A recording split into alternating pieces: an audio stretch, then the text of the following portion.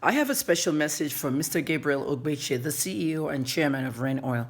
Mr. Ogbeichie is a native of Idumuje in Delta State, and he's an oil and gas magnate. And like I said, he's the CEO and chairman of Rain Oil. What I want to say to you, Mr. Ogbeichie, when I spoke to you in Abuja, you said I should call you back at 4 o'clock to talk to you, to interview you, but anything could have happened that you did not, pick up my call for that interview. Don't let anybody tell you that you must not interview with some mad woman, because I know Azuka Jebose is probably the one behind you not contacting me back.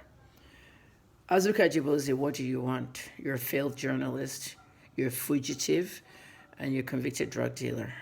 The Interpol is watching you. They're bringing you back to Nigeria. You have a role to play. You alter a lot of documents and you do bad things. What do you want? Mr. Ogbeichie, I don't think you should be affiliated with Mr. Jebose. The affiliation is glaring. You should hire an investigator, not a failed journalist who will ruin your name. You remember one thing you told me? While I was on the phone with you, Mr. Ogbeichie, you said that I don't know why the trouble going on in Idumuje is still lingering. I don't know why no investigative journalists have picked this up. You got to understand how investigative journalism works. Mr. Ogbeichie, the media houses in Nigeria are owned by businessmen and politicians. If I own a media house and I belong to the APC, some things that they might report about you might not favor political, affiliates and things. So the more reason why these journalists that work at media houses avoid these kind of cases. That's where we come in, the independents. And people have this notion that we've been paid some money by the other side. That's why we're favoring them or we're not balanced or stuff. Well, I am an independent journalist, but I'm also an opinion journalist. Independent journalism is I work for myself. Opinion journalism, I'll give my opinion on anything. And opinion journalism borders around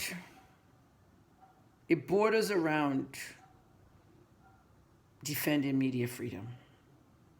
What is defending media freedom? I'm going to give you 101 journalism, a class, a 5-minute class. There was shooting at the National Assembly by National Assembly police. They shot 2 of the Shiites who were protesting. The 2 Shiites died. As the Shiites were approaching the National Assembly gate, the police was resisting. I say resisting, the Shiites were resisting. They kept coming, and the police opened fire. Normally it should be rubber bullets or tear gas, but real bullets were used. Even one journalist was killed, the young man from Channels News. I got called and say, what's happening at the National Assembly? At that time, I wasn't even in Abuja yet. I had not even been there. When I get to the door, hello, Capitol Police, just like what happened in January, insurrection in Washington. Hello, National Assembly Police. I'm Kemi Olunloyo. Hello, Shiites. You're protesting. Instead of asking the Shiites, what happened here? They're going to tell me the police shot at them first. Police, what happened here? The police is going to tell me the Shiites were trying to come towards the National Assembly and endanger lawmakers. When you're defending media freedom, you don't ask questions. You go inside and find the truth. Hello, National Assembly Police, how are you? I'm Kemi Olunloyo. I need to find the truth. What happened here? You don't ask one person's side or the other person's side and then start citing this one, that. Know the truth, and that's what it is. Know the truth. A lot of people don't want you to know the truth. They don't want you to hear it, know it, nothing. But that's what I'm after, the truth.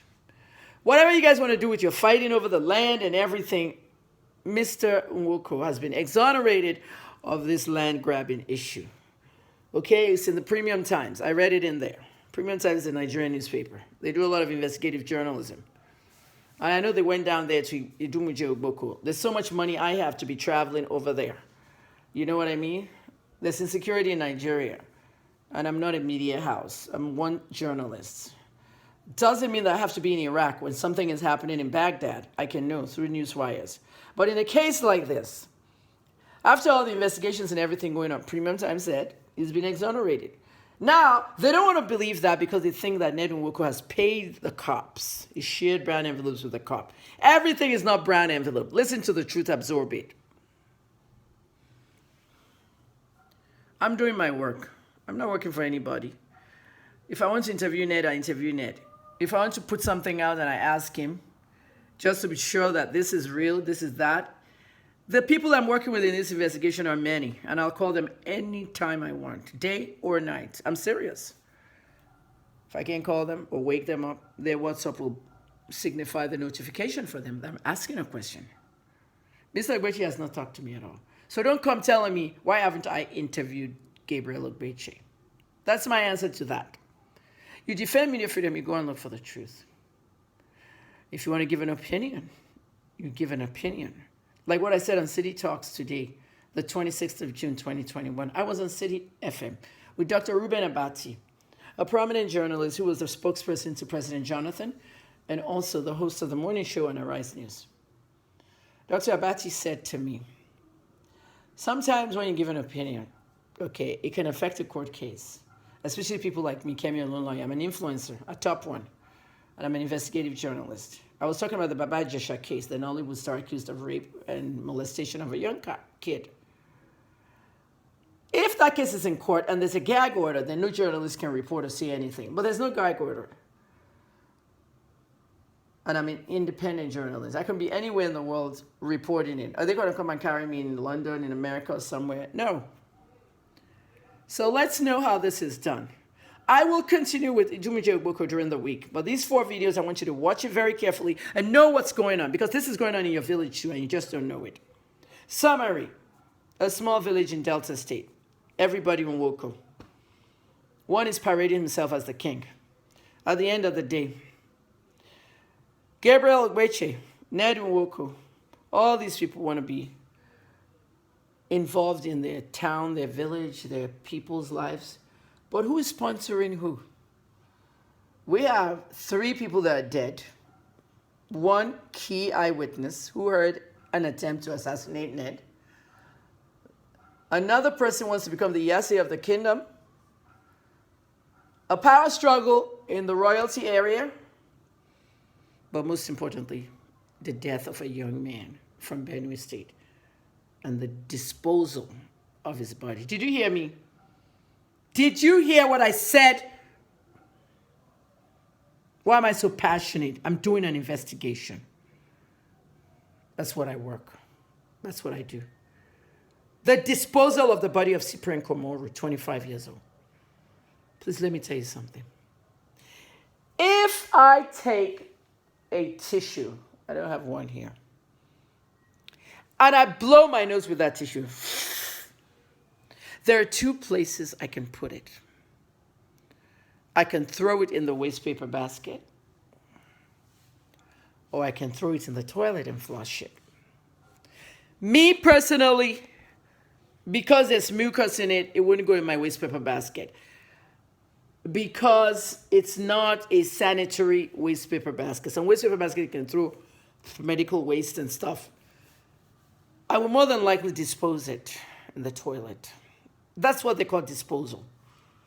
When I dispose it in the toilet and I flush, it's gone forever. Nothing, no amount of money, power can get that toilet paper back once I flush it. You will have to dig through the walls and the suckaway of this building. And why would I do that? It's been disposed of. But if I throw it in the waste paper basket, I can go back and see it. If I took a handkerchief out of my closet and I blew my nose with a handkerchief, what I blew inside that handkerchief remains in that handkerchief, and I put the handkerchief there. The handkerchief will be used over and over to continue blowing into until it becomes really messed up, and then I throw it in the laundry so that when I go do laundry, I wash it, whenever that is. Do you understand what I mean by disposal now? A human body was disposed of. If they bury Cyprian Komoru, as Kachi Nwoko said, the spot where he helped them dig the grave, he should be there. But no, they disposed him He got rid of him somewhere we don't know. That young man could have been thrown in the water. Delta has water, rivers. His body could have been dismembered and trashed in the water or something. Let me not make it too graphic for the father because we don't know. That's what we're looking for. And now they're saying it didn't happen. Who's saying that? There was terrorism. It happened. It happened. Even the Republicans were saying that 2 days ago, that the insurrection never happened. January 6, 2021, I was sitting in front of my TV watching it live. It happened. The destruction of Idumuje Ogboko happened. And the people in the prison for murder, alleged murder, and the people, not alleged murder, they murdered somebody. We need to know who did it. And the people in the Kuje prison for the terrorism case, they will also have their day in court. Public safety is a very important issue. I lived 6 months, 3 times in Port Harcourt prison over a case that they said I defamed somebody, and I didn't, a pastor. Pastor Biomi withdrew the case because the evidence was produced that I did not write it. It was sent to me, and I was trying to investigate. A journalist doing their job. But in that prison, what I took with me and what I learned there, I can tell you right now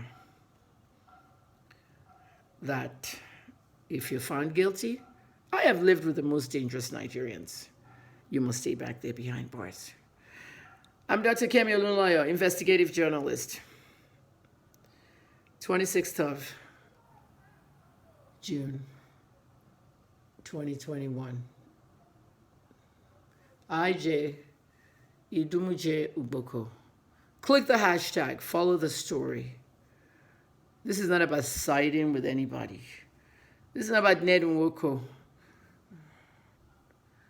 It's about those people who hired thugs from Anambra State to come into that village and destroy the whole village.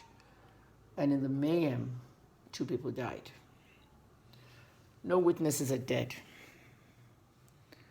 The judge was threatened, and I'm repeating that again. Who is the Attorney General of Delta State now? I know Okowa, the governor, dissolved his cabinet recently. The new Attorney General of Delta State needs to find out all the conflicts of interest in this case, needs to prosecute this case to the fullest. Somebody needs to confess on where they buried Cyprian Kumoru. Nobody must be released. Nobody must get bail. Nobody must do nothing. They must be tried. They already got bail, came back after they threatened the judge, allegedly. Everybody must be tried. Somebody knows where the body is. I'll see you next week.